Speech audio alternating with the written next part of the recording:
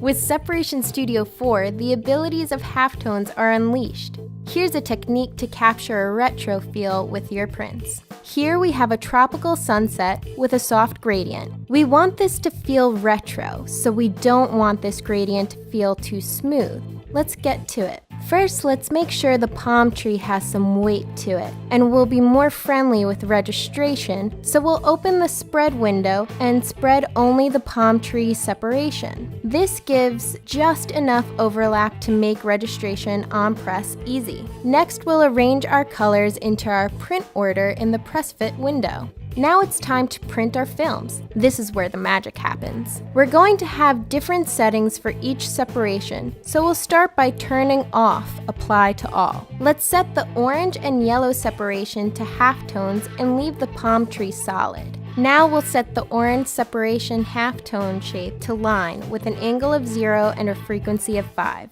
This will make the orange part of the gradient thick horizontal lines that fade with the blend. We'll leave the yellow separation as round halftones with a 22.5 angle, but we'll change the frequency to 20. This will give the halftone some texture without making them distractingly large or difficult to expose. Now we'll print the film, make the shirt, and see how it looks.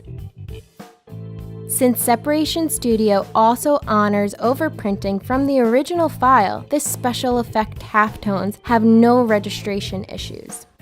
This wonderful retro design was made in Separation Studio 4 in just minutes. Express your creative self with Separation Studio 4. Print without limits.